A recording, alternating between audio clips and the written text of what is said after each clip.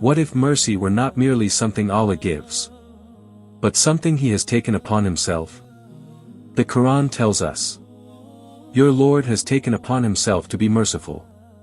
Even after a person has done wrong, the way back is not closed. Allah speaks of repentance, change, and repairing what was broken. Then comes a promise vast enough to hold every frightened heart. My mercy encompasses everything.